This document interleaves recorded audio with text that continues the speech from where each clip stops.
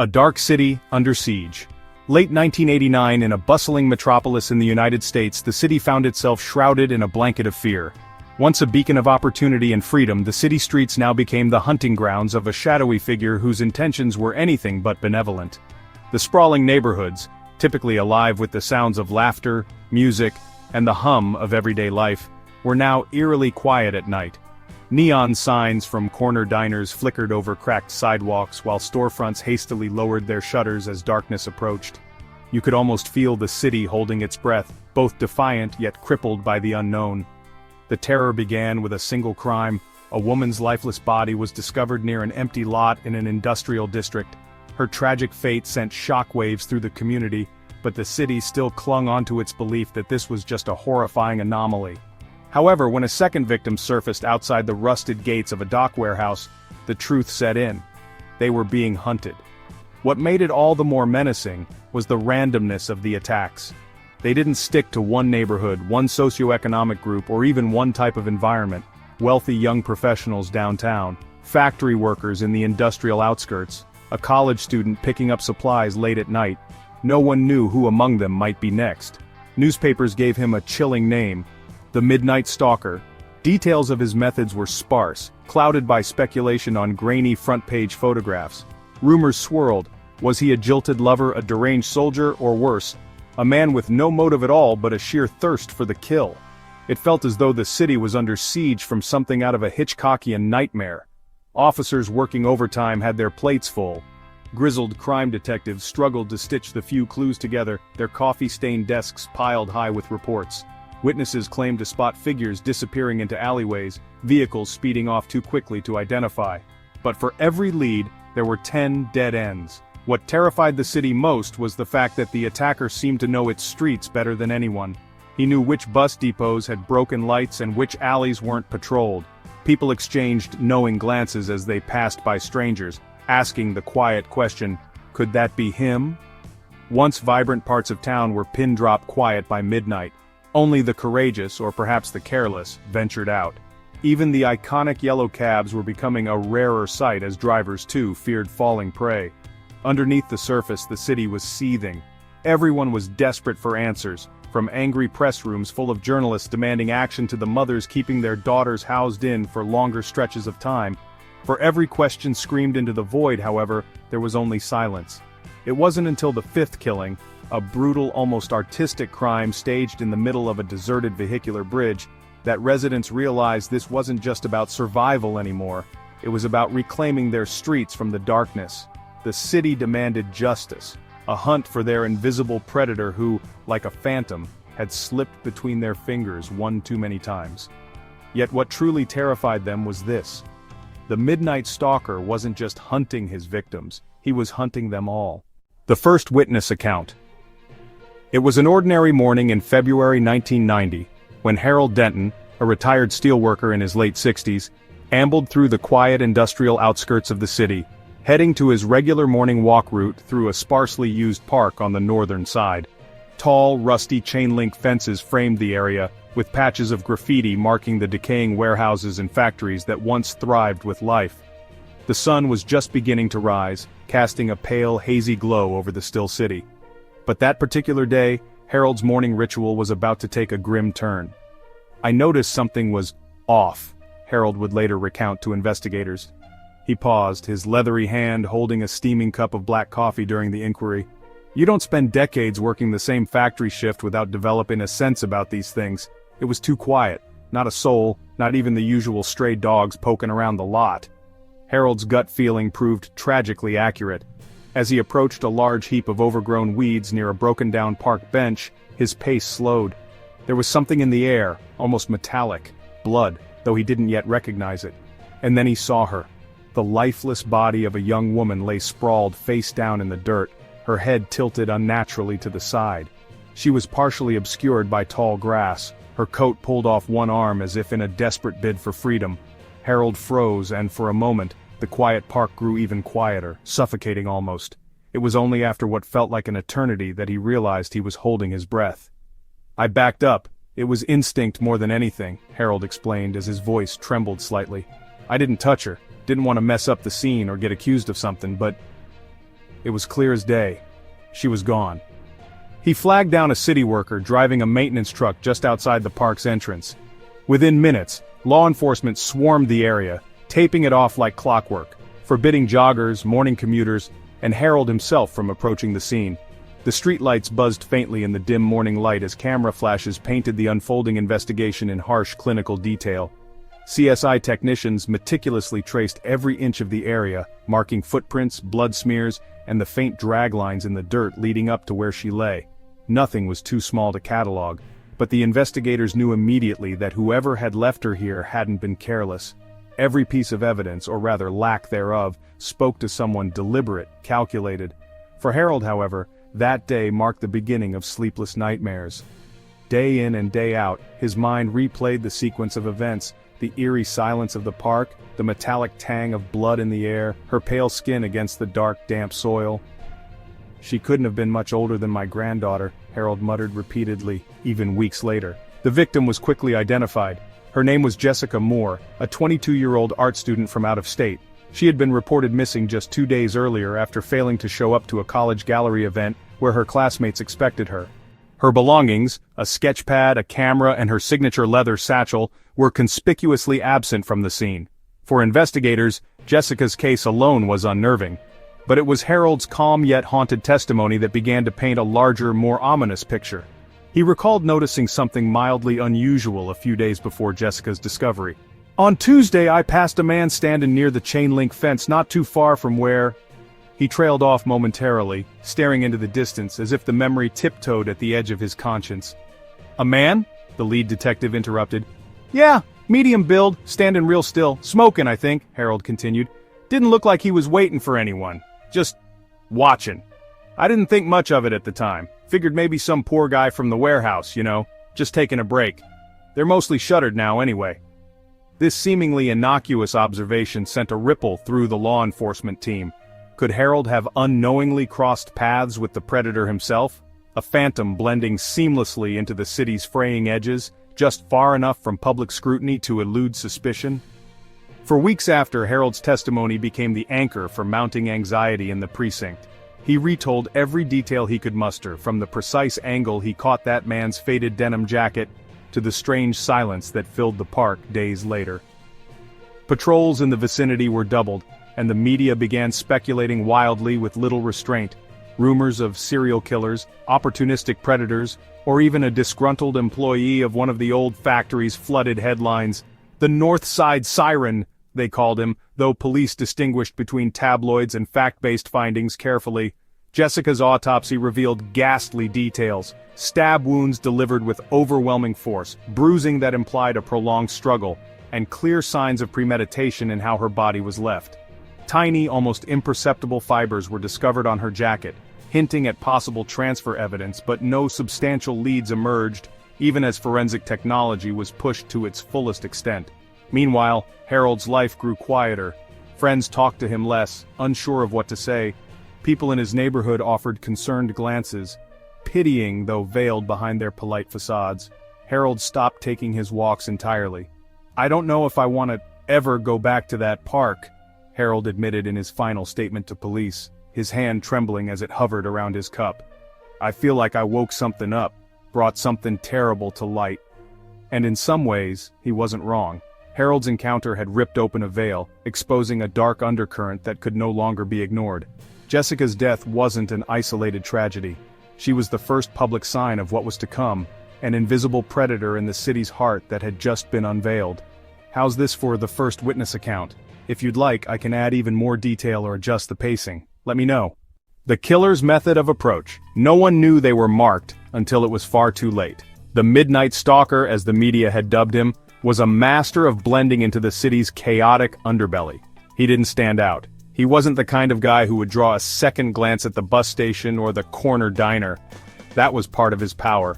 His victims, so varied in background but eerily similar in vulnerability, shared one thing in common: they trusted him. Or perhaps more accurately, they ignored whatever fleeting warning their gut might have given when he approached them, his demeanor calculated, his words sugar-coated with false warmth. His approach wasn't particularly sophisticated, but it worked. The art was in its simplicity.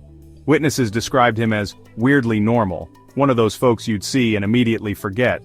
A middle-aged man, relatively clean-cut, a faded flannel shirt, a baseball cap hiding his thinning hair, jeans that had seen better days, but nothing to truly alarm anyone.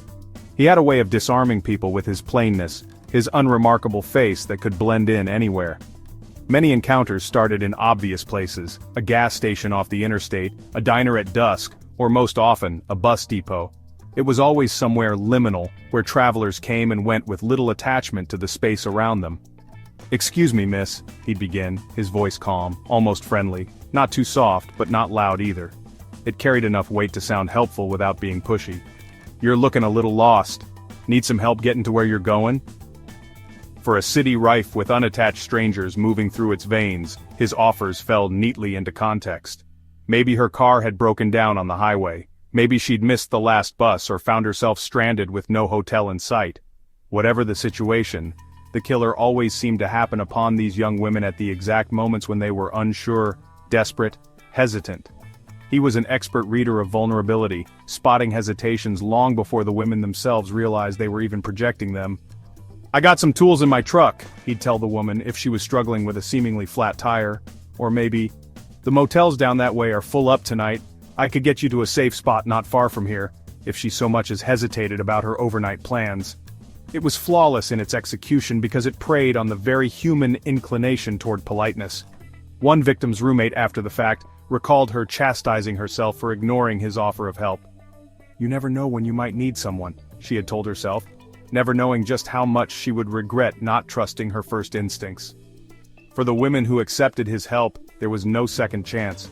With their guard down, they'd walk with him toward his vehicle, a beat-up truck with paint chipping along the sides, or let him guide them into an unlit corner of the highway rest stop's parking lot. Conversations would seem normal enough, and his tone rarely broke its affable facade. But the shift was immediate. The moment they were isolated, even if only far enough to escape watchful eyes, the real man beneath the mundane mask would surface. The chuckle that once seemed charming took on a sinister edge. The steady tone of his voice turned sharp, abrasive, like the ripping of a bandage. In almost every case, the escalation was so fast that the victims had no time to process what was happening. One survivor, one of the lucky few, described that moment like this: "His hand slammed into my wrist without warning. 1 second we were making small talk, him telling me about how the bus service had gotten worse over the years. In the next he was squeezing so tight it felt like my bones were about to crack. He wasn't smiling no more. The look on his face, it was like he turned into a whole different person." The killer's weapon of choice was never far from reach.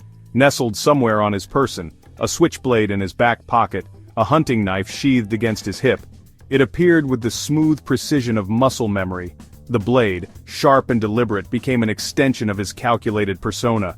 "Don't fight," he'd growl, his voice slow and commanding now, stripped of any earlier charm. "You'll make it worse for yourself if you do." What made him even more terrifying was how carefully he seemed to construct his encounters. None of it was rushed or random. He picked his victims and his words with surgical precision, and that preciseness didn't vanish once the violence began. He knew the spots where lighting was dim, where cameras were broken, where security measures were laughably weak. He purposefully targeted places where his approach would feel safe, public enough spaces to lower suspicion and lull his victims into compliance, yet close enough to the economic decline of the city's edges that their safety was anything but guaranteed. Once he gained full control, the brutality started. The physicality of his violence was almost practiced. Every punch, every insult, every slice of his blade had its function. He sought to dominate, not just physically but psychologically. His cuts weren't random. Multiple autopsies noted that stab wounds were deliberate and targeted, often in the chest or abdomen, likely to instill maximum pain before ensuring death. But even more chilling was the calculated effort the killer took in covering his tracks after each crime. He never left an attacking scene in disarray. Items that could tie him to the victim, purses, wallets, car keys, were gathered quickly and removed. Forensic examiners found that some victims' personal belongings were either dumped miles away or destroyed by fire. Tire marks near crime scenes, when found, often hinted at detours and last-minute recalculations to ensure any onlooker's memories would turn fuzzy when describing the encounter. The randomness shut down easy profiling of the stalker's motive. There were signs of sexual violence in some cases, but not all. Some of his victims were middle-aged women who seemingly had no reason to be targeted. Yet his handiwork was always marked by the same level of meticulousness, clothing removed, bodies posed unnervingly still, and crime scenes appearing unnaturally neat in contrast to the rage those wounds suggested. Though his victims seemed arbitrarily selected, they weren't. The Midnight Stalker systematically preyed on the fragile humanity of his city, the kindness of strangers, the trust of good Samaritans, and the brittle confidence of those just trying to survive. And when his mask finally fell, it revealed how calculatedly he had dismantled all three. The first identifiable features. The description came from the lone woman who escaped his clutches, a young waitress working late at a diner off Route 78. She was luckier than anyone else caught in the web of the Midnight Stalker. It was a chill night in mid-February, and Lisa Warren was closing up after her shift. She remembered the faint buzz of the neon open sign that flickered unevenly outside the diner window. The parking lot, sparsely dotted with cars, was silent save for the hum of nearby power lines. Lisa had been there countless times, locking up after hours, never once giving thought to the isolated stretch of asphalt and shadows that formed around her. But that night was different. "That's when I saw him," she recalled later, her voice trembling as she spoke to the detectives. Lisa's eyes darted across the room as if expecting to see him emerge from the corners again. "He was just standing there, by the edge of the lot, like he was waiting." "What did he look like?" Detective Ray Moore leaned forward, voice steady and encouraging. He knew better than to rush a traumatized witness. Lisa hesitated, folding her hands tightly in her lap. Taller than most men I've seen. He must have been over 6 feet, and broad. He wasn't fat, just big. Solid, like he could wrestle a bear if he wanted. He was wearing a dark jacket, maybe navy or black, kind of plain. His jeans, they were faded but not ripped. I tried not to look too closely at his face, I was too scared. Her hands began to fidget, brushing against the fabric of her pants. I could see the way he stood though, confident, like he belonged there, even though it didn't make sense. Nobody else ever just stands out there at night. "When he came closer, I saw his eyes," Lisa continued after a pause. "They were deep-set and cold. It's hard to explain, he wasn't glaring or anything, if anything he was smiling or trying to. But his eyes, they just didn't match. Those weren't the eyes of someone who wanted to help. They gave him away." Detectives had only fragments to work with at this point. A man with a tall and sturdy build, roughly in his 40s. He had short, thinning hair under a beat-up beige baseball cap, a detail that Lisa seemed to vividly recall whenever she shut her eyes. And then there was the mustache, or what little of it there was.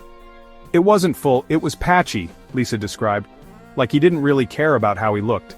Curious but making no assumptions, Moore asked, "Did he speak to you?" Lisa shuddered. "Yes. He asked if I needed a hand with anything. He sounded nice enough at first. Low voice, but calm, like he didn't want to scare me. But then, something changed. The way he talked. It was like he was trying too hard to sound friendly, too practiced, almost fake. The more he spoke, the more uncomfortable I felt." Her uneasiness had prompted her to excuse herself quickly, but the man was persistent. He followed her toward her car, his steps slow and deliberate. She remembered fumbling with her keys, feeling his shadow grow longer and closer in the dim overhead light. That's when she saw it. His hands. "They were big," she said softly, almost as if she was taking herself back to that night. "I know it's weird to say that, but they stood out, rough, like he worked with machines, but his nails were trimmed, not too clean, not too dirty, just methodically neat, He kept moving one hand into his jacket pocket. I didn't know what he was reaching for, but every time he did it, my stomach flipped." Her heart raced just retelling it. She hadn't waited to find out what he wanted. Instead, she jumped into her car and slammed the door shut, locking it before he could even get close enough to touch the handle. His face had twisted into something she wouldn't forget, a mix of irritation and something else. Something darker. "That was when I saw what he really looked like," she said. "I had my headlights on him." The beams of the car caught his face fully for just a moment, the slightly crooked nose, the faint scar just under his left eye, his sun-weathered skin, a man who clearly spent too many hours outdoors. His cap cast a shadow over his features, but not enough to hide the menace that radiated from him. Lisa pressed harder into her memory, encouraged by the detectives. "He had a slit-like scar, going horizontal right under his left cheekbone," she said. "I'm sure of it. Like it had been there for years. And his lips, they were cracked, dry. I saw him lick them before muttering something when I drove off. I don't know, maybe it was just habit, but it sent chills down my spine. Moore took meticulous notes. A scar, a tall and broad figure, possibly an outdoor laborer, someone methodical despite his gruff exterior, and even more chilling was the fact that Lisa described his voice as eerily familiar. "It's like I've heard it before somewhere," she mumbled, frustrated she couldn't place it. As they wrapped up the interview, Moore passed the details on to a sketch artist.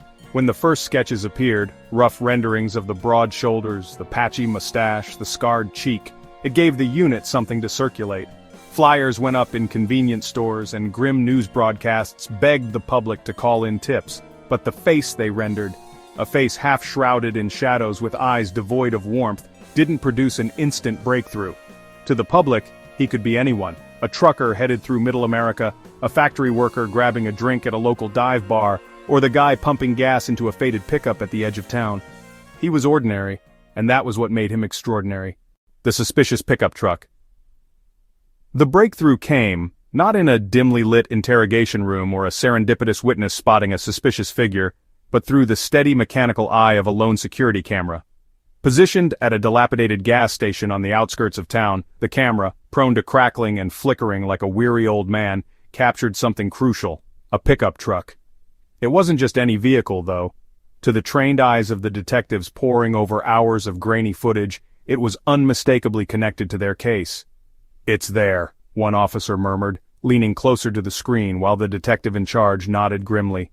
The timestamp showed 2:43 a.m., the same night a young woman had been found murdered just 15 miles down the road. And though the video wasn't sharp enough to reveal a license plate, the details of the truck stood out like smudges of charcoal against paper. A deep blue, its paint chipped and worn, the kind of truck that screamed of years of hard labor and neglect. The gas station attendant interviewed that day had been unable to place the driver exactly. "Man came in late," the attendant explained with a nervous shrug. "Didn't think much of it. Plenty of tired truckers come through late at night needing to fill up. But yeah, that truck, kind of old. No hubcaps on one of the back wheels if I remember right. Sounded rough, like maybe the muffler was shot." With careful analysis, the detectives noticed something else. The tire treads left faint impressions in the dirt near the pumps, a distinctive Y-shaped pattern where the rubber met the gravel. At first glance it may have seemed insignificant, but the crime scene investigators knew better. Over the past few months, similar tracks had been found near the bodies of several stalker victims. Whoever drove the truck hadn't been careful enough to avoid repeating their getaway routine, leaving what would become one of the first tangible threads tying all the cases together. For Detective Ray Moore, this truck was more than just a piece of physical evidence. It was the stalker's shadow, an extension of his very identity. Day after day his team pored over the fragmentary details. Witness testimony hinted at various makes and models. A Chevy, a Ford, maybe even an old Dodge. Every mechanic in town seemed to have their own theory based on parts of the description. "I'd say it's got to be an early 70s or 80s Ford, painted over once or twice," one mechanic they questioned offered gruffly while wiping oil off his hands. "But that muffler issue you mentioned, it matches something I saw a couple months ago. Guy came in asking for estimates, didn't like my price and drove off." "Did you get a good look at him?" Moore asked. "Nah, not really. He kept the brim of a ball cap pulled down low. Quiet kind of guy, soft-spoken, but not in the good way. Like, it felt fake, you know? Gave me the creeps, but I don't really have much else for you." Detectives scribbled the mechanic's statements into their notebooks while frustration climbed like storm clouds across their expressions. They had the beginnings of a profile, a behavioral pattern, and now the potential make of a vehicle. And yet it still wasn't enough. Not when the stalker was so meticulously careful about vanishing into the cracks of the urban landscape. What puzzled Moore more than anything was why the truck had been left visible at certain points. "You'd think he'd ditch it by now," he remarked to his partner one morning over fast food coffee cups strewn across the precinct table. "Maybe it's sentimental," his partner suggested half-jokingly. "Or maybe he just thinks no one's paying attention to what he drives. Small-town trucks ain't exactly rare, especially ones that look beat to hell." Still, the truck became almost like a character in the city's nightmare, an ominous presence prowling dimly lit highways and forgotten parking lots. People began whispering to each other, creating rumors as unfounded as they were inevitable. "They say it's been seen at 3 different murder sites," one local bartender told patrons late one night. "Blue truck, loud tailpipe, always driving real slow whenever someone stops to look at it." Among these whispers, an old man at the counter interjected with an amused snort. "Blue trucks everywhere in this town," he dismissed with a wave of his hand. nursing a bottle of beer. Hell, you're probably describing half the fellas working construction or farming. Ain't enough to go on, son. And yet, for all the skepticism, the focus on this mysterious blue truck began tightening. Analysts scrutinized the footage, testing their theories on everything from the truck's suspension frame to its visible rust damage. The FBI, formally brought into the case by this point, dispatched its fleet of criminal analysts to search for registered vehicles similar to the blurry silhouette from the gas station footage. The pressure built as weeks turned to months. Occasionally another sighting would trickle in, a blue pickup seen parked idly along a rest stop near South Main, its taillights flickering like a dying firefly, or a blue truck crawling through backroads too far out for streetlights. But every time officers arrived, it was too late. The Phantom had vanished, leaving nothing but faint tire marks and the faint smell of exhaust in his wake. Finally, the lab results came back from a crucial piece of evidence. A strand of fiber recovered from one murder scene matched the upholstery commonly found in older model Ford pickups. It wasn't definitive. It could have pointed to countless similar vehicles. But to more, it was another link in the chain tightening around the stalker's throat. "We're getting closer," he told his team, determination burning through his exhaustion. "That truck is out there somewhere, and when we find it, we'll find him." Across town, however, the stalker moved through his nightly rituals, unaware, or perhaps fully aware, that law enforcement was breathing down his neck. The truck, worn down and full of secrets, rumbled on across city back roads and the long stretches of highway, carrying its dark passenger ever closer toward his inevitable confrontation with justice. How does this capture the suspense and theme? I wove in lots of small-town details with a creeping sense of dread and obsession around the truck. Let me know if it needs adjustments. The series of murders escalates. By the summer of 1989, the quiet terror that had initially gripped the city had transformed into a nationwide nightmare. The murders were no longer isolated or confined to one region. Each new victim added fuel to the growing hysteria, as the Midnight Stalker's reach seemed to extend beyond the boundaries of any one city, slipping effortlessly through state lines with the ease of a shadow in the dark. What began as an obscure local mystery had blossomed into a grim saga capturing the attention of an entire nation. His first killings had been scattered, almost subtle in their presentation, as if he'd been testing the waters. A single victim here, another there. The locations chosen with quiet deliberation. But by July of 1989, his methods had taken a darker turn. The attacks began happening more frequently, like a river rushing downhill after a long, slow trickle. It wasn't just the frequency that changed, it was the brazenness of his actions. The once hidden, carefully posed bodies he left behind were now found in bolder locations, alongside busy streets, near landmarks, and in areas where they would be discovered faster. It was a game, one where only he knew the rules. The city's balance of fear had tipped toward chaos. From the industrial outskirts to the bustling downtown cores, there was no escaping the feeling of being watched. Parents feared for their daughters, couples kept closer than ever before, and even grown men cast wary glances over their shoulders when walking alone at night. No one could predict who would be next. The victims themselves told no clear story. At first, law enforcement scrambled for patterns. Was race a factor, ethnicity, economic class, age? Their guesses constantly shifted. Jessica Moore, a 22-year-old art student, had been the first widely publicized case. After her, the second victim was a 41-year-old factory worker named Stephen Russo, found slumped behind a derelict warehouse with injuries eerily similar to Jessica's. Then came Melanie Carter, a college sophomore from Colorado who had been taking an off-campus job in her summer break. A farmhand from Nebraska followed, discovered alone on a desolate gravel road while passing through on his way home for the holidays. The pattern defied all expectations. The attacks didn't discriminate in geography or victim profile. Urban centers, rural towns, bus stations, empty parks. It didn't matter. The only link investigators could cobble together was that they were all alone at the wrong place, at precisely the wrong time. By the time early 1990 arrived, the victim count had climbed to 6, and with each new tragedy, his methods grew more sophisticated. Even small local police departments began recognizing the scope of what they were dealing with. This wasn't just another murder spree.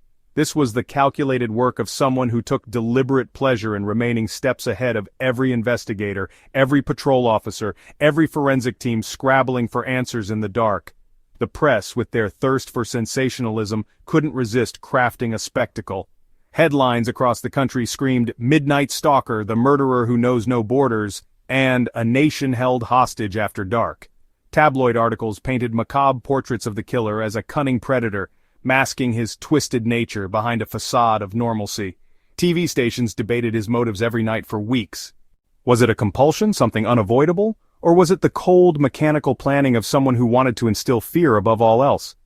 Experts were called in to provide answers, but none seemed to agree on a singular theory. One night in a packed newsroom, a grim-faced anchor spoke directly to the camera over grim footage of yet another cordoned-off crime scene. "He could be anywhere," she warned in a solemn voice. "A gas station attendant refueling his truck, the passenger sitting quietly on a cross-country bus, or the fellow traveler checking into the next room at your motel."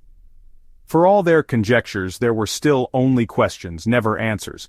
How did he choose his victims? What did they have in common? And, most troubling of all, what was he planning next? Law enforcement agencies worked tirelessly, even as suspicion grew that the Midnight Stalker might actually be two individuals, or a network of copycats. The randomness of his victims, combined with the vast spread across state lines, made profiling him a task filled with endless dead ends. The FBI's growing involvement brought new resources but also new frustrations. Behavioral experts were flown in and laid out his psychological portrait, a deeply frustrated man, possibly middle-aged, with a history of rejection and failed relationships. "It's not just violence, it's about control," one profiler said during a closed briefing. "He thrives on knowing the whole city, maybe the whole country is under his thumb." Adding to the chaos were the countless false leads. Every week citizens flooded police hotlines with tips and suspicions, some genuine and others driven by paranoia. A trucker in Montana was briefly detained. A college professor in Utah nearly lost his job after neighbors whispered rumors about his odd hours.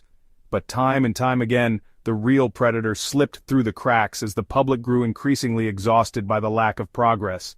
As the city descended further into fear, local businesses tried to adapt as best they could.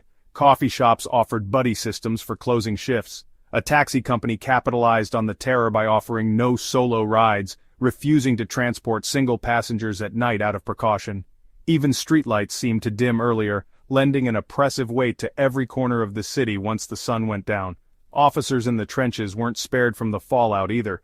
Detective Ray Moore had been one of the lead investigators since the earliest cases, and was no stranger to violent streets. Yet even he admitted to friends in quiet moments that this case was different. There was something deeply unsettling about the unrelenting randomness, the absolute precision in execution. "It's like he's taunting us," Moore said one night over a bottle of bourbon shared with his partner. "Like he wants us to know we'll never catch him, like he enjoys seeing us scramble while he's out there planning the next one." Indeed. The Midnight Stalker's escalating murder spree wasn't just terrifying, it was deliberate. The growing boldness, the increased cruelty, and the sense of invincibility that hung over each crime scene all pointed to a man who believed he was untouchable. And in the stillness of every future night the question nagged at the hearts of those desperate to stop him: how many more bodies would there be before he was caught? Details at the new crime scene.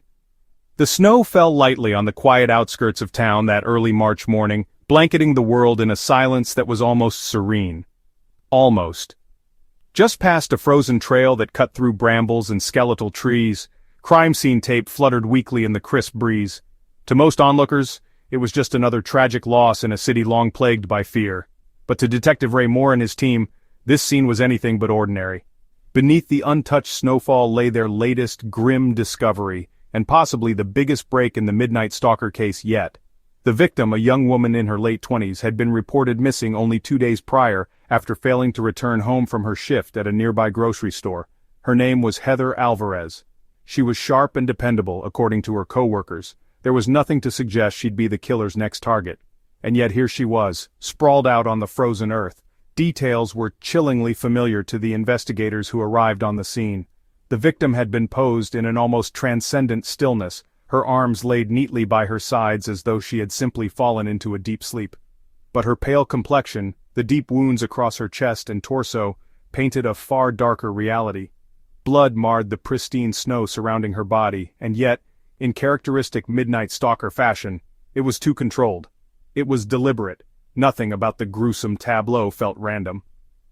"Same damn precision," muttered Officer Carson as he snapped his gloves on and knelt beside the body, He glanced back at Moore, who stood a little ways off, deep in thought.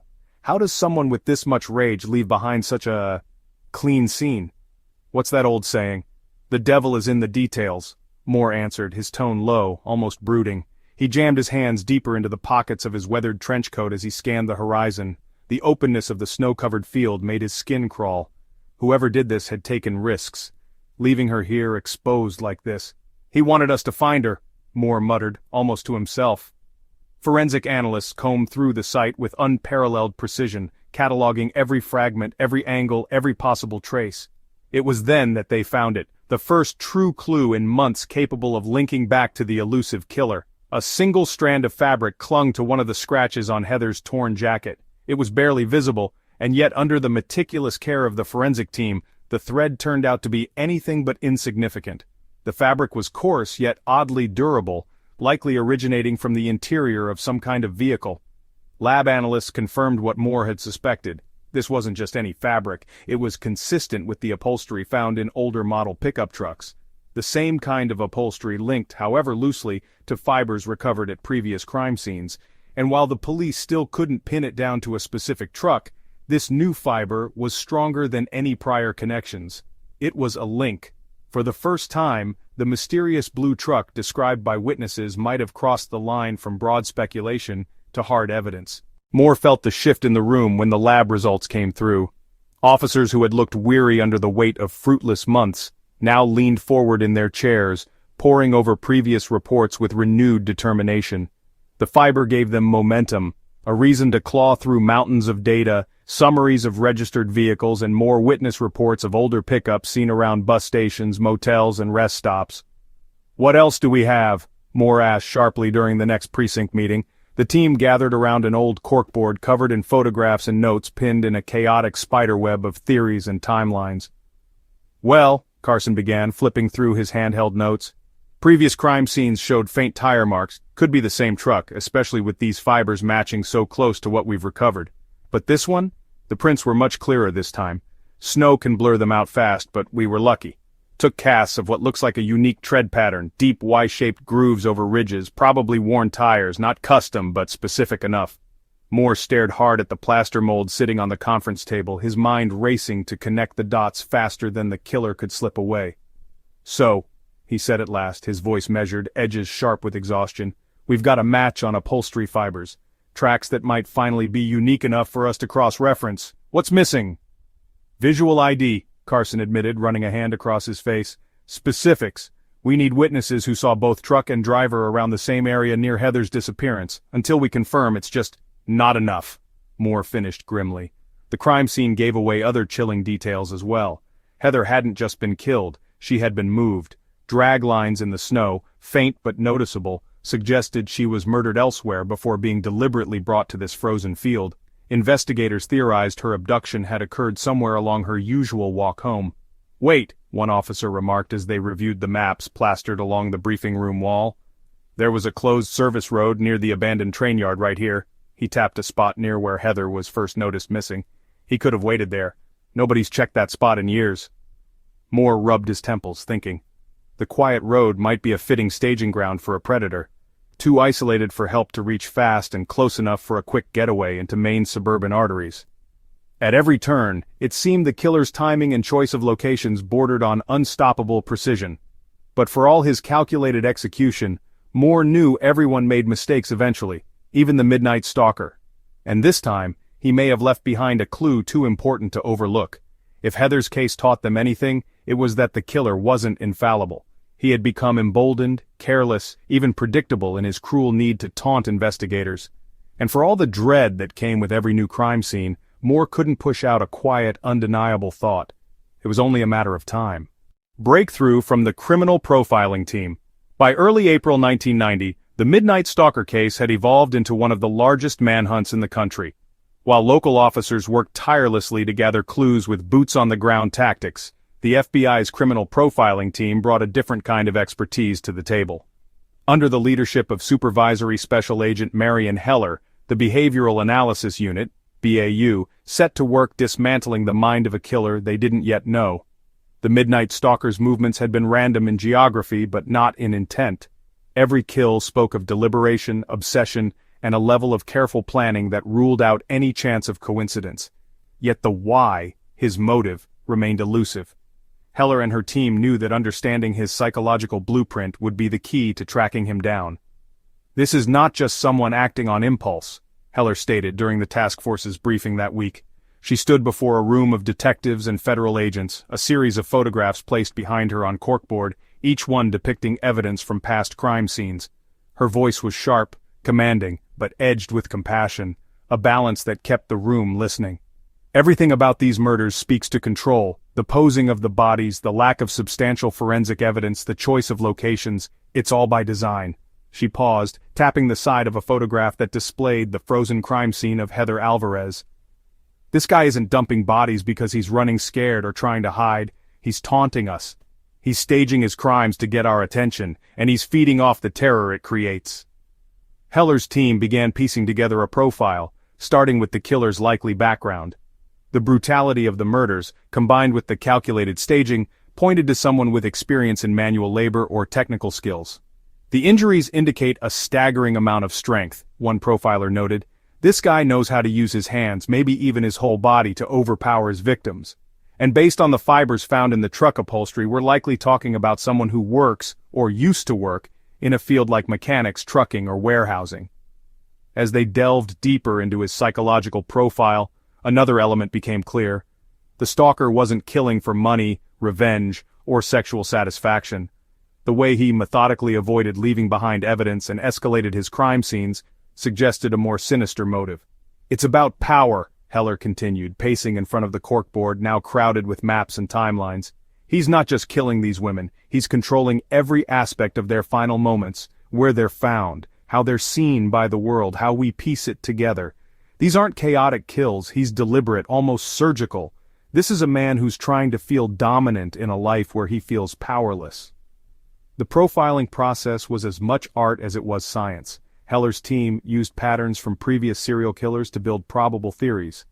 The killer was likely in his late 30s or early 40s, a white male who may have struggled to maintain steady work. He was likely single, possibly divorced, with few close connections. "People like this don't live in complete isolation," one profiler added. "He interacts with the world, but in a way that's functional, not meaningful. He's the type of guy you'd nod to in passing, but you'd hardly remember him a minute later." One of the most chilling theories came from memories recorded by the lone survivor, Lisa Warren. She had described the stalker as too friendly, but also unsettlingly practiced in his demeanor. His carefully chosen words and fake smile hinted at someone who had likely rehearsed interactions, perfecting the art of seeming normal. "That level of control doesn't come from nowhere," Heller explained. "He's played this role before, and that tells me this isn't the first time he sought to manipulate and harm others, even if he didn't always kill." The team also took into account the geographical spread of the murders, noting how the killer seemed all too comfortable navigating isolated stretches of highway, abandoned lots, and rural areas. "This is someone who knows the back roads better than we do," Heller declared. "Either he's a long-haul trucker or he's a man who's spent years driving routes through these states. And yet, he's staying close enough to home that escaping feels effortless." Additionally, the profiling team worked closely with forensic experts to further dissect the killer's behavior. One particular piece of evidence stood out: the immaculate staging of the bodies. "That level of cleanliness isn't natural for most killers," said a junior profiler during their discussions. "He's learned this skill, maybe from a background in a field like medical training, the military, or even mechanics. Somewhere he could develop a focus on precision while also learning to compartmentalize his emotions." Another key aspect of the profile? Risk-taking. By escalating and leaving his victims in more visible locations, the stalker showed both arrogance and a creeping sense of invincibility. "He's testing us," Heller concluded grimly. "This isn't someone who's going to stop because he's unsure of himself. He's growing bolder with every crime scene. And if history tells us anything about killers like this, it means his control is slipping." Detective Ray Moore found himself struck by the accuracy of the profile. Every detail Heller's team presented felt eerily true, each trait building toward a more complete picture of the man they were hunting. Yet, for all the detail the profiling team offered, there was a stark reality they couldn't escape. The stalker was still ahead of them. Knowing his likely age, habits, and demeanor wasn't enough. Law enforcement needed something tangible, something irrefutable to pin him down, but Heller remained steadfast in her belief that the killer's ego was their greatest weapon. "He thinks he's untouchable," she told Moore in one of their late-night strategy meetings. "He's playing a game, but games like this, eventually someone slips, and when he does, we need to be ready." As the weeks progressed, Heller's team also pressed local departments to revisit old cases that might have been overlooked, unsolved disappearances, suspicious deaths, any crimes that matched the Midnight Stalker's escalating pattern of violence. They urged officers to re-examine overlooked communities, targeting places most wouldn't associate with serial murders. In an eerie twist of psychology, the profilers also worked on predicting his next steps. Based on his timeline, Heller explained to the task force one morning, he's striking more frequently now, but with less time spent planning. He's becoming more comfortable with his kills because he's convinced himself he can't be caught. All anyone could hope was that hubris would bring the Midnight Stalker closer to justice. The risky plan, using bait to lure him. By April 1990, frustration boiled over for law enforcement. Months of relentless investigation, countless man-hours spent analyzing fibers, tire tracks, witness accounts, and profiles had brought them closer, but still not close enough to corner the Midnight Stalker. Each murder felt like a mocking reminder of their failure to catch the predator, who was growing bolder by the day.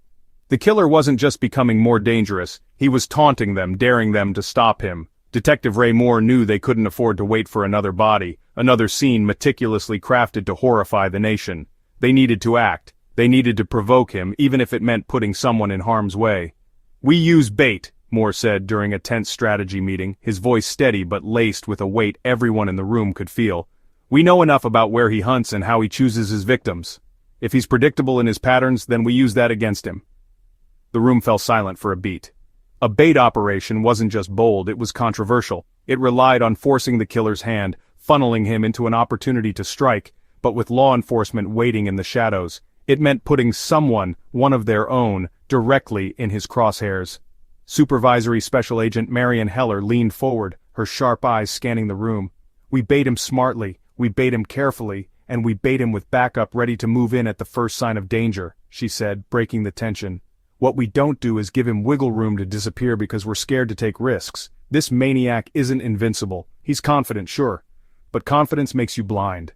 That's how we strike." The team spent the next week meticulously crafting their plan. First, they identified the perfect location, a bus stop located in a desolate stretch of town bordering abandoned warehouses. The area, quiet and poorly lit, had already seen its fair share of criminal activity. It matched the profile of where the Midnight Stalker typically attacked, isolated but accessible, offering just enough public exposure for the killer to feel safe preying on a lone victim. Next came choosing the bait. Officer Charlotte Reed, a young rookie cop fresh out of uniform training but with a solid reputation for staying calm under pressure, volunteered for the job. At 27 years old, she fit the profile of the killer's preferred targets, young women likely to be perceived as inexperienced or vulnerable.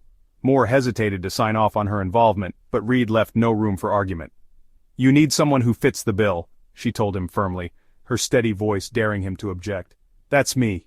You've trained me for this. I'm not just going to sit here while women are being murdered because it's dangerous. Besides," she smirked faintly, hoping to lighten the mood, "I think I want the bastard to try." Moore eventually relented, but not without pulling Reed aside.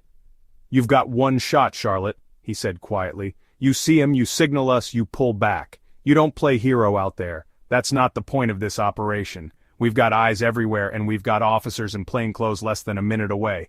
Just stick to the script." Reed nodded. "I can do this," she assured him, though the knot in her stomach told her this wouldn't be as smooth as either of them hoped. The sting operation was set in motion. Plainclothes officers and FBI agents planted themselves strategically around the location. A blacked-out van parked nearby became the command center, filled with radios, maps, and surveillance equipment. Reed, dressed in worn jeans, an old sweatshirt, and carrying a tattered backpack, took her position at the bus stop late in the evening, pretending to wait for the next bus. Time ticked by slowly. Reed sat quietly on the bench as the streetlights cast long, eerie shadows across the empty street. She fiddled with the frayed strap on her backpack, her eyes scanning for movement while maintaining the appearance of a tired, inattentive traveler. Moore and the team monitored closely from the van, every officer on high alert. The tension was palpable, the air thick with both anticipation and dread. Then, just after midnight, the sound of tires crunching gravel pierced the stillness. A beat-up pickup truck, a deep blue with paint peeling along the sides, came crawling down the road, its muffler rattling softly. Moore leaned forward, his hand tightening around the radio. "We've got visual," he said, his voice barely above a whisper. "Eyes on the truck." Reed caught sight of the pickup as it slowly pulled off to the side of the road near the bus stop. Her heart pounded, adrenaline flooding her veins, but her training kicked in. She steeled herself, brushing a loose strand of hair from her face and pretending not to notice the vehicle. From the corner of her eye, she saw him step out. The man who approached her was tall, broad-shouldered, his silhouette imposing even in the darkness.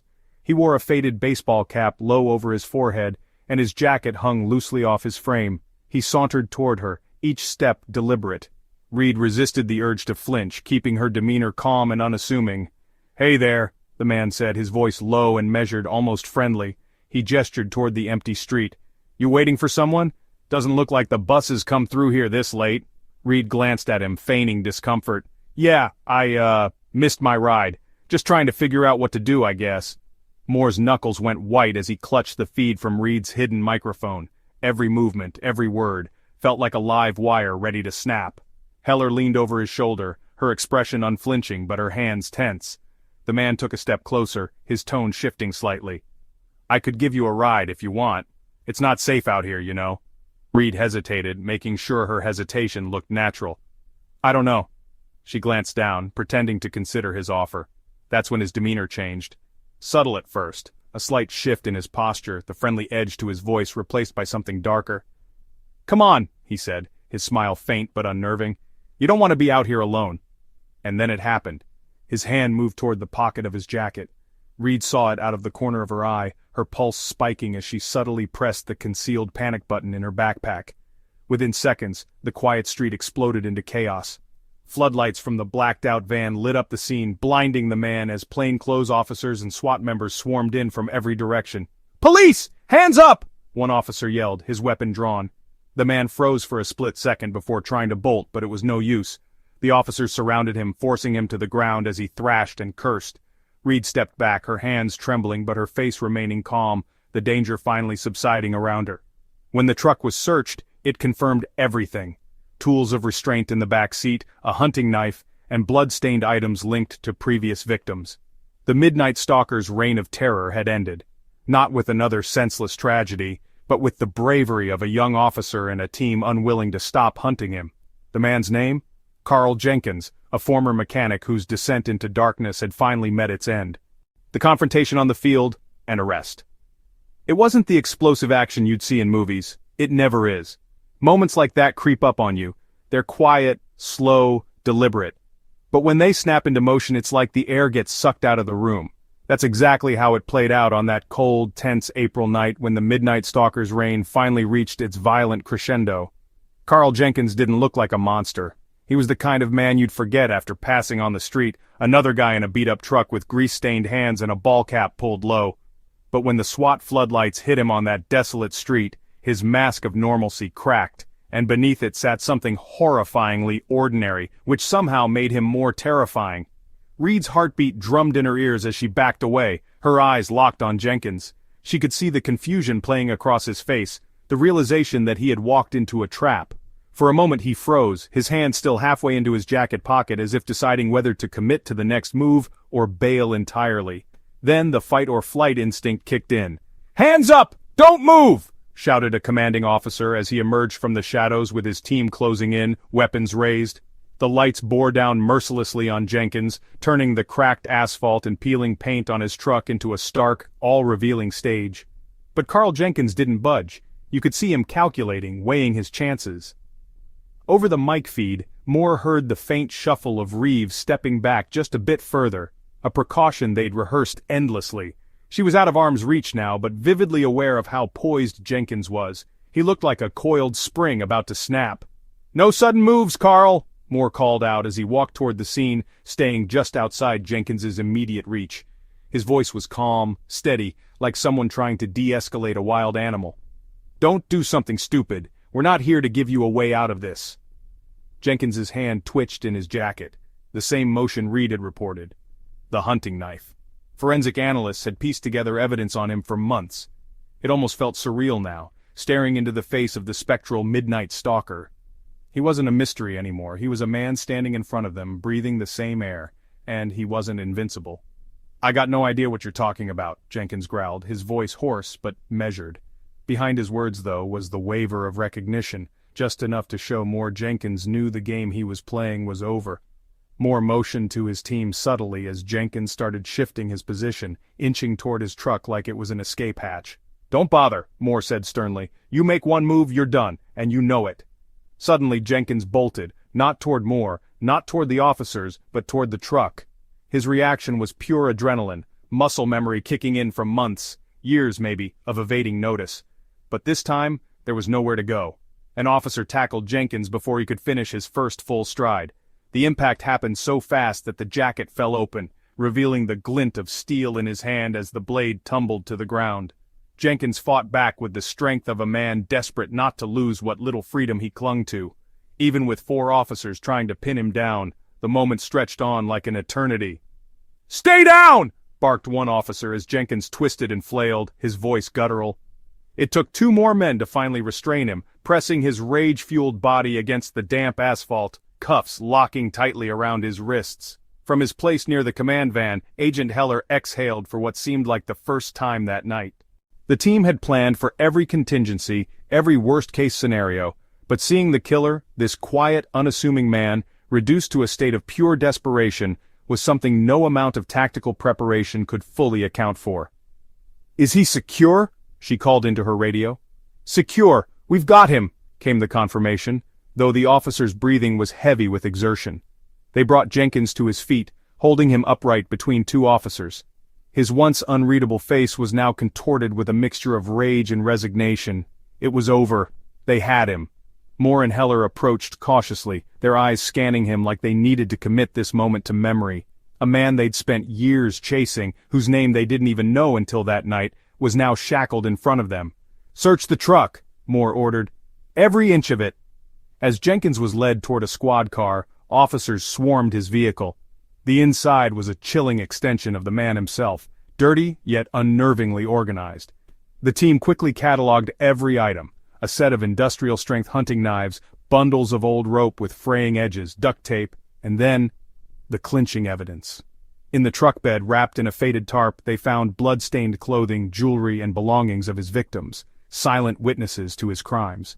Moore knelt near the tailgate, his expression hardening as the evidence piled up. The truck wasn't just a tool Jenkins used, it was an extension of him, a vessel that carried his darkness from one victim to the next. Knowing they finally had enough to ensure he wouldn't see another free breath did little to offset the weight of the discovery. As Jenkins sat slumped in the back of the squad car, the adrenaline seemed to drain from him, leaving a hollow shell of the man who had terrorized countless lives. He didn't speak a word as Moore opened the door, leaning down to meet his eyes. "You're done, Carl," Moore said, his voice devoid of the rage that had driven him for so long. He didn't need anger anymore. "We've got you. That's it." Jenkins looked up, his lips curling into a faint smirk. "Took you long enough," he muttered, the satisfaction of a taunt still lingering in his tone despite the handcuffs digging into his wrists. Moore didn't react. There was no point. Carl Jenkins wanted control, wanted power, and all Moore cared about now was stripping every ounce of that from him in the days to come. Back at the scene, Heller surveyed the field. The floodlights had dimmed now, giving way to the flashing red and blue of squad cars pulsing against the midnight sky. Officers whispered in hushed tones, murmuring about everything the man had done and how close tonight's operation had teetered on the edge of chaos. "We did it," Heller said softly as Moore walked up beside her. "Yeah," Moore replied, his voice heavy. "We stopped him, finally." His eyes stayed fixed on the ground where the blade Jenkins had tried to hide reflected the lights like a mocking reminder of how close they'd come to losing everything. "But it doesn't erase what he did." "It doesn't," Heller agreed, crossing her arms with a sigh. "But it gives the families something, and it means he won't hurt anyone else." The weight of the moment hung between them. For all the relief of the arrest, for all the celebration that would come tomorrow when the press caught wind of what had happened, Moore and Heller both understood the darker side of the victory. In Carl Jenkins's wake lay lives shattered beyond repair, people who would never come home, families who'd lost pieces they could never replace. But for now, the Midnight Stalker was neutralized, and in a city that had gone too long under a shadow of fear, dawn seemed just a little closer. The horrifying confession. Inside the small interrogation room, the mood was suffocatingly tense. The fluorescent lights buzzed faintly above as Carl Jenkins sat slouched in the metal chair, his wrists bound in handcuffs that clinked softly whenever he shifted. He wasn't defiant, not anymore. He looked worn, the adrenaline that had driven him through years of tormenting a nation now reduced to nothing but a hollow shell. But his eyes, dark and cold, met his interrogators with a strange calmness. It wasn't submission, it was something else, something that unnerved the seasoned detective sitting across the table. Detective Ray Moore sat silently for a moment, studying the man they had all chased for so long. There was no triumph in the room, no sense of victory, because what had led to this moment, the string of horrors Carl Jenkins had orchestrated, had sucked the life out of everyone involved in the case. Around him, Supervisory Special Agent Marion Heller and two other agents from the FBI Profiler Unit observed quietly, their notebooks open, their pens poised. Every twitch, every word Jenkins muttered would be dissected, catalogued, and studied in the interest of putting this monster firmly behind bars. But someone had to get him to talk first. "You know why you're here," Moore began, his voice low and steady. It wasn't a question, it was a statement. "We have your truck, we have fibers, tire treads, blood, your knife, the personal items you took from your victims. You're done, Carl. But I think you know that already." Jenkins tilted his head slightly, letting out a faint, humorless chuckle. It was casual, almost playful, like a kid caught stealing candy from a convenience store. "Took you long enough," he muttered, just as he had the night of his arrest. His voice was gravelly, almost conversational, and it made Moore's jaw tighten. "All this time, all this trouble, guess you boys don't quit, huh?" Moore leaned forward, resting his arms on the cold metal table between them. "You've got nothing left to hide," he said bluntly. "We've got you on 9 murders, Carl, 9 bodies. This is the part where you start talking and you start explaining. The families deserve to know what happened, who you are, and why." Jenkins smirked faintly, his lips cracking slightly as he leaned back in his chair. 9, he repeated, almost mockingly, as though the number itself were amusing. He made a clicking sound with his tongue before shaking his head lightly. "Yeah, 9, that's about right." The air grew heavier in the room. Even though Moore had expected it, wanted it, he still felt the weight of Jenkins's words hit him in the gut like a blow. 9 lives, 9 people with families, friends, futures, all erased because of the man smirking across from him. "Why now?" Heller finally asked, breaking her silence as she flipped through one of the case folders.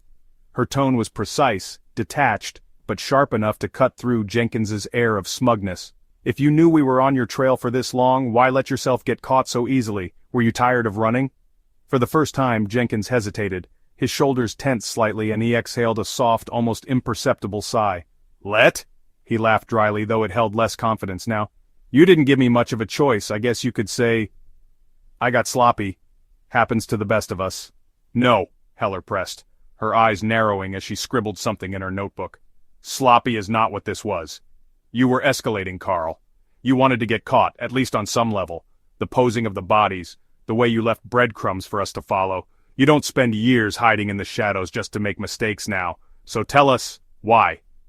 Jenkins tapped his fingers on the edge of the table, the cuffs rattling as he paused to consider his answer. When he spoke, his voice softened, but the words chilled everyone in the room. "Control," he said simply. "It's all about control. You get tired of being a nobody, a nothing. You work your ass off in some dead-end garage fixing other people's crap, and what do you get? Bills you can't pay. A wife that walks out on you. Nothing. You're nobody. Invisible." He glanced up, his eyes locking onto Moore's. "But, when you do what I did, suddenly you're somebody. People care. The whole city's looking over their shoulders. People notice you." Moore's fists curled under the table as the tension in the room spiked. Heller, efficient and focused, leaned closer. "So, that's it? You destroyed families, ruined lives, inflicted pain on God knows how many people so you could feel noticed?" Jenkins smirked again, shrugging as if Heller's words barely registered. "It works, doesn't it?" he countered smoothly. "You're sitting here, aren't you? I bet the press is already having a field day with this. My name's out there now, isn't it?" "You took trophies," Moore interrupted, his voice hard, scraping like gravel. The jewelry, the clothes, the things you kept from your victims, what did that give you? Jenkins's smirk softened slightly, replaced by something darker. His gaze dropped to the table as he rocked back and forth in his chair. Made it real, he said after a long pause, his voice strangely thoughtful. You think about them afterward, you know? What they felt? What they thought in those final moments? It's kind of peaceful, like they're still with you, even after you've left. His lips twitched into a faint smile again. I guess you could call it insurance. Moore felt the air shift in the room. This wasn't an outburst or a moment of madness. Jenkins was in complete control of his confession, using his words to draw out disgust, fear, or fascination, anything to keep them engaged in his story.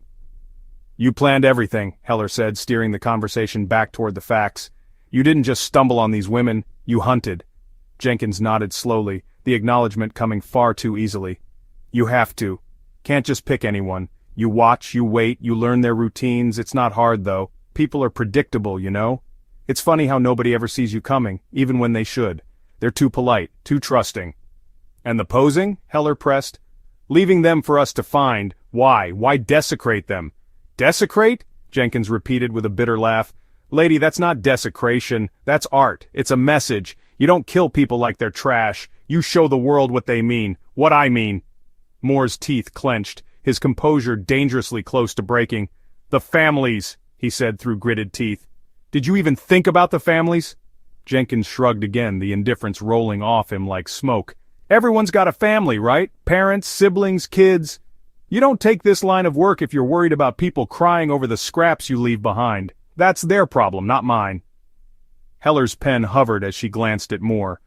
The confession was damning, yes, but it was also revoltingly calculated.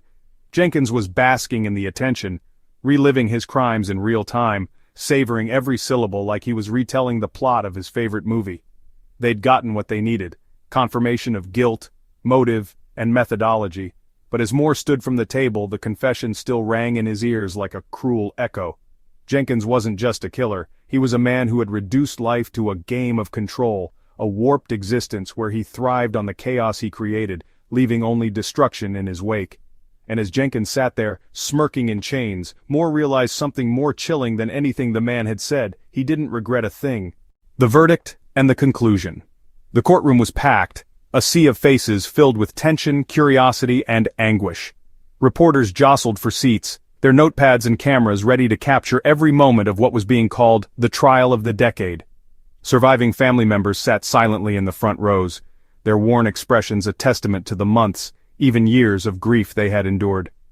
For them, it wasn't about spectacle, it was about closure, about justice, about making someone, anyone, pay for what Carl Jenkins had taken from them. Jenkins sat at the defendant's table, flanked by his court-appointed defense attorney. He wore a cheap suit that barely fit his broad frame, and his face showed none of the smugness he'd displayed in the interrogation room. He was calm now, eerily calm. His eyes scanned the room slowly, not with regret or remorse, but with the detached interest of someone observing a play he wasn't actually a part of. To him, it might as well have been an audience gathered to hear the story of his work, a story where he believed himself the protagonist. Detective Ray Moore stood just outside the courtroom doors, watching through a thin slit in the wall. He preferred to stay out of the public spotlight, but today, he needed to see it through. From the moment Jenkins had smirked at him in chains, Moore had made a silent promise. He would follow this case to the very end, no matter how painful, no matter how drawn out the process became. Supervisory Special Agent Marion Heller stood beside him, clipboard in hand, her sharp gaze fixed on the proceedings. "Do you think they'll go for it?" Moore asked her quietly, his voice coarse from long hours of briefing witnesses and assembling evidence. "They have to," Heller replied without hesitation, her eyes narrowing. "The evidence is airtight, Ray. The fibers in the truck, the trophies, the blood traces. Jurors don't come back from details like that. And he confessed. Even his attorney knows he doesn't have a chance." "Doesn't feel like enough, though, does it?" Moore muttered, running a hand over his face. "Even if they convict him, even if they put him on death row." His words hung heavy in the air, and Heller didn't argue. They both knew what cases like this did to communities, to families, and how no amount of justice could undo the scars. Inside, the trial came to a climax as the lead prosecutor, a steely but eloquent woman named Sandra Thorne, rose for her closing arguments. She leaned on the railing of the jury box, addressing the 12 stone-faced jurors directly, like they were her only audience. "Ladies and gentlemen," she began, her voice steady and deliberate, "you've heard a lot over the past weeks. The graphic details, the hours of testimony, the evidence. You've seen the photographs. You've listened to experts dissect every piece of Carl Jenkins's so-called life. And I think we all can agree on one thing. Carl Jenkins is not a man who deserves sympathy. He is a man who deserves accountability." Thorne walked slowly past the jury, nodding toward the rows of grieving families seated just behind her. For years, this man terrorized cities, ruined lives, and destroyed families for one simple reason, because he wanted to. And what's worse, he took pride in it. Look at him. She gestured toward Jenkins, who sat staring ahead, his expression unreadable. Does that look like a man who regrets what he did? Does that look like someone who would stop this if given the chance? Thorne's voice grew sharper, her indignation rising. Carl Jenkins thrived on the power he stole from his victims. He posed them like trophies, left them out like calling cards. He wanted you to find them. He wanted us to find them. But today, here in this courtroom, he is the one who has been found. And now, you, each of you, have the power he so desperately craved, the power to decide what happens next. Moore felt his chest tighten as Thorne's words filled the courtroom. He glanced at Heller, who gave a small nod of approval. It wasn't just about the evidence now, it was about the story, about making the jury feel the gravity of what Jenkins had done. The defense attorney, looking worn and unconvinced by his own arguments, gave a brief and resigned rebuttal. He stuck to the script. Jenkins had confessed. There was no plausible way to fight the forensic evidence, but still, he pleaded for leniency. "My client suffers from a deeply disturbed psyche," he stated, his words falling flat against the anger radiating from the families seated nearby. "It is not an excuse, but it is an explanation. I ask this court to consider life imprisonment rather than the death penalty." It didn't take long for the jury to deliberate. 2 hours later, the courtroom held its collective breath as the jurors filed back in, their faces grim but resolved. The foreman handed the folded verdict card to the judge, who read it with a neutral, practiced expression. "On the charge of first-degree murder," the judge intoned, his voice echoing through the silent room, "we find the defendant, Carl Jenkins, guilty." There was an audible exhale from the gallery, followed by muffled sobs from the victims' families. Moore, standing just inside the courtroom now, let out a slow breath he hadn't known he was holding. Heller stood beside him, her arms crossed tightly, her lips pressed into a firm line. This was what they'd fought for, what they'd worked day and night to achieve. The judge continued, his voice heavy with the weight of what he was about to say. "Considering the heinous nature of these crimes, the court will impose the maximum sentence allowed under the law. Carl Jenkins, you are hereby sentenced to death by lethal injection." Jenkins, for the first time during the trial, reacted. It was subtle, just a slight narrowing of his eyes, a brief tightening of his jaw. To someone like Moore, who had studied his every move, it was a sign, a crack in the mask. Jenkins didn't plan to die in a cell. He'd expected to be untouchable until the very end. But now the reality of his fate had settled in. "Well," Heller murmured next to Moore as they turned to leave the courtroom, "it's over, at least, legally." "Is it, though?" Moore replied, his tone heavy. "You think those families are going to feel better, like they got justice? Maybe some will, but the ones who lost everything, I don't know." Outside the courtroom, reporters swarmed the families of the victims, peppering them with invasive questions in search of a headline. It disgusted Moore, but the families, dignified despite their pain, held their heads high. One by one they released prepared statements, expressing relief at the conviction but emphasizing that closure was still far off. Carl Jenkins was led away in shackles, his plea for leniency denied. As he passed Moore in the hallway, he smirked one last time, though this time it felt forced, like he knew he was simply fulfilling the role people expected of him. Moore stared after him, his expression cold. "See you around, detective," Jenkins muttered as he was pushed toward the awaiting transport. "No, you won't," Moore said quietly, almost to himself. In the weeks following the sentencing, life in the city began to change. It wasn't sudden, not like flipping a switch, but there was a shift. People walked their streets with a little less fear. They stopped glancing over their shoulders as often. The newspapers moved on to new stories, though the Midnight Stalker's legacy would live in the dusty archives of every local library and police station for decades. For Moore, the triumph was bittersweet. He'd helped take down a monster, yes, but the cost was immeasurable. Families had been broken, lives had been lost, and for every question they had answered, a dozen more lingered in the back of his mind. "I guess we did it," Heller said to him over coffee a week after the trial. "Yeah," Moore replied, staring into his cup. "We did."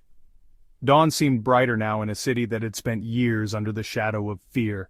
But for Moore and every officer who worked the case, the scars it left behind would never truly heal.